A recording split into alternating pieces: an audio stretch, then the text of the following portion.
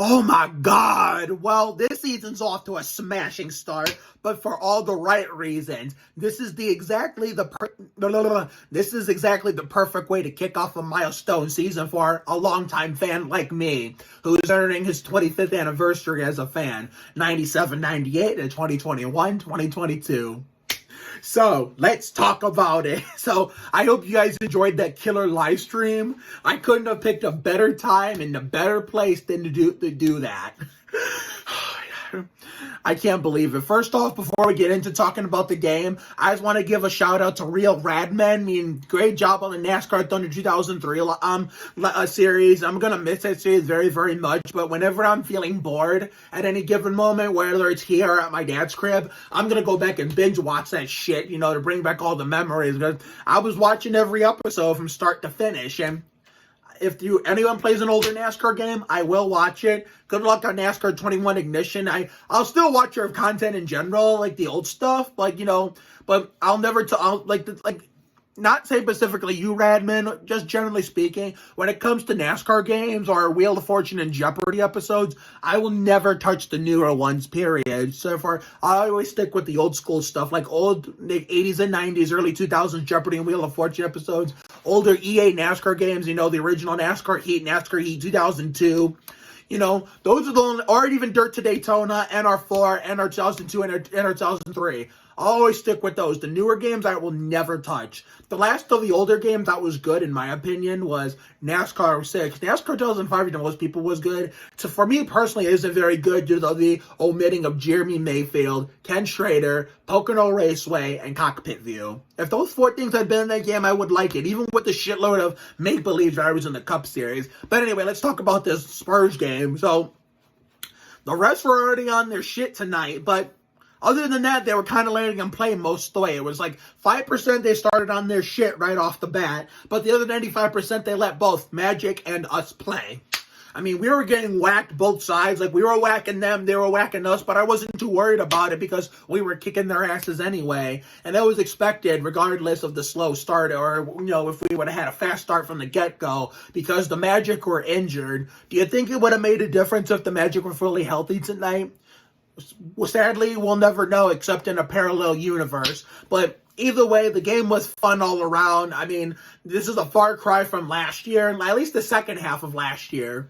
Because keep in mind when we had that shortened season because of, the COVID stuff going on a year ago, there was no fans in the stands to limited access at best for fans. The benches looked different. The benches weren't designed the way they used to be. Like the way we're used to. Which luckily they went back to that.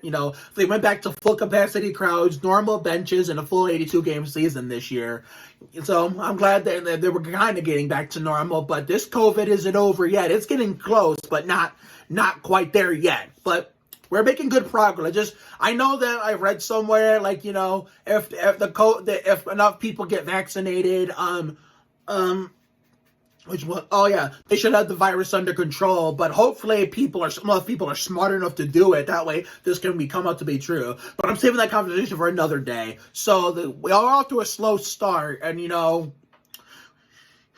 think Keldon, DeJounte and Derek and whoever, Dougie McBuckets lifted him up, annihilated him like Anna Akana in the second quarter. They just lifted him up in the second quarter and just gave him the momentum they deserved. And young Devo, Devin Vassell, was a hot mess tonight, but a good kind of hot mess. He was on fire. He was lighting it up like Lizzie Green.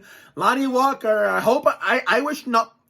I'm hoping nothing more than to be proven wrong, considering he stunk up the joint like Terry Labonte in this preseason. Even though it's the preseason, I love Lonnie, especially after he torched the cheating McDouchebags 2 years ago. That same 2019-2020 season, where the king of bitching it up and trashing Ellie took up his and Keldon's minutes.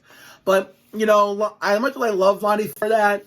He needs to get back on pace. He would make some shots tonight, but all they did was bounced in. I mean, he had one or two shots go swish. That's better than nothing. But hopefully he can start waking up even more. Come the next game on Friday, even though I won't be home for that one. So We got to see the first of Primo tonight. I was waiting and waiting and waiting. Some guy on Twitter said if Pop doesn't play Primo at all tonight, it's actually a blowout victory that he should retire right away. And speaking of Pop, retiring and winning, he needs 25 more wins to become the all-time winningest coach in NBA history, regular season and or playoffs. I mean, I don't know if the playoffs count too, but I'll have to look into that. But attaboy to Pop. I mean, at least he's actually managing Bryn right the first time. Bryn right, not this time. The king of bitching it up. He was in the game for only 7 minutes. See, this is exactly what we should be doing with the king of bitching it up. If he's A, bitching it up, B, not doing shit, or C, all of the above, then this is what should be we doing. Keep his ass on the bench to warm it up where it belongs. Instead we got to see Dougie McBuckets, Londale, Primo, Young Devo, my new favorite, Trey Jones. Did I say Jock Londale already? I might have said that. I don't know. But, I mean, considering that, the breakaway dunk that Vassell tried didn't count because there was a foul called in the back before. It still was spectacular. But my favorite part of the game, basically, was not even a Trey Jones moment. No, it was not that he first made a shot with the left hand, or the right hand, then the left hand, or whichever way he did it. But my favorite part was, what was that too exciting play? Okay, then I have two favorite parts. Okay, I just remembered. Okay, Young Devo's third quarter bang bang Tito Puente buzzer beater. And then that fast break dunk, that posterization he put on that one Magic guy. I didn't see exactly who that was, but I was paying close enough attention to see the whole play. And oh my God, my dance is on the live stream. That was fucking awesome. I mean, yeah, this team is already more fun to watch than, like I said, a far cry from the second half of last year, considering we started off last year so well. And of course, definitely a far cry from the year before, outside of the first 3 games where it went 3-0, and then it went downhill after that. Because like I remember what I've been saying this many times, even without the pandemic, we were going to miss the playoffs in 1920 either way. I'm not sure how, in a COVID-free world, that how 2021 were to win, but sadly, we'll never know. But unfortunately, I won't be home for the game against the Nuggets on Friday because I'll be at my dad's crib. My sister's coming in for a wedding on her husband's side of the family, and since, her husband has to be there for his side of the family, they have to bring the dogs, and you know how much I'm scared of dogs. Well, not as bad as when I was a kid, but, I'm afraid of her dogs. I'm not used to them. We went to South Carolina during my, spring break from YouTube, and I hid in the room, and that's why we left only after one day, because my mom didn't want me to, suffer in there. And, she wanted me to see my sister more, but the dogs were preventing it from me. So she did talk to my dad, and he said it was okay for him to keep me this whole weekend while she was here. I know he has Luna and Bo, the white dogs that you're probably seeing in the background of my videos I've recorded at his house. But at least with small dogs, I can tolerate them. And thing being, what am I going to say? Oh yeah, with small dogs, I can get used to them faster, and they're not as scary. Big dogs, it just depends. It just depends. If it's a nice big dog, and I go over to that person's house a lot in the neighborhood during the summer months, I'll tolerate it, and I'll get used to it. But if it's something I can't get used to, especially if I don't go to that person's house very often, then that's where the fear comes in. So when is going to be the next game I'll be available to watch? I'm going to look on Spurs.com right now, and we're going to find out. Hang on a second, guys. But I hope you'll enjoy that stream. Oh, my goodness. I'm looking right now, because I know I won't be here Friday or Saturday for the games then.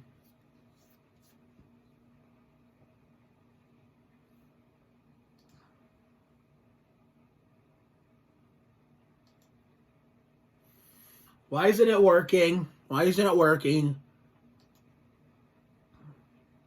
Oh my God, are you kidding me?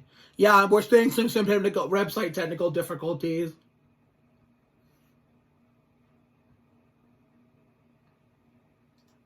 Okay, whatever.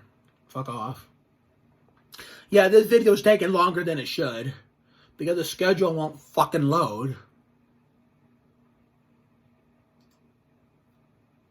Okay, there it goes. All right, so the next game will be against the Nuggets on the 22nd, the 17, 18, 19, 20, 21. 5-year anniversary since Lab Rats and the franchise as a whole ended for good with the late fourths, that cliffhanger. And Saturday I won't be home, so Tuesday against the LeBron and the Lakers, that one's going to be a toughie. I'll be home for that one for sure. And I don't have any shows on the Tuesday time slot for the television schedule, so I will be watching. So I'll see you all then. And then until then, we're just going to make, tomorrow we'll be seeing a That Girl Lele reaction video before my sister comes in. Before I greet her I let her come upstairs to my bedroom to say hi to me, as long as the dogs aren't there. And then I think Friday, I don't know what I'm doing because I don't give a shit about Arca no more. And Saturday and Sunday, I'm actually going to make reaction videos for the Bush and Winston Cup races. The Mr. Good Sense, wait, is it 250 miles or 350 miles? Because I know I still say Mr. Good Sense to keep it simple with the old names, because I hate name changes and not just sports, but just in general. Okay, the Banquet 400 is Wednesday, but sadly there's going to be rain in the forecast on Sunday. So hopefully they wait it out and make it a night race. But I don't know if my dad would want that, considering, he was able to let me stay up late for that Firecracker 400 regular season finale earlier this year. Okay, the Mr. Good Sense 300. The Mr. Good Sense 300 is Saturday. That one we will watch for sure, and I will make a reaction video. Let's just make sure my Hulu stream does not commit suicide like it did at the Firecracker 400 when it was trying to drive Start Your Engine. So I will see you all tomorrow for That Girl Lately reaction video. And then, I don't know if I'm going to bring you a video Friday, but Saturday and Sunday will be the Mr. Good Sense 300 and Banquet 400 reaction videos. So have a good night tonight and a better day tomorrow. Take care, everyone. Good night. Viva los Spurs. Happy 25th anniversary to me.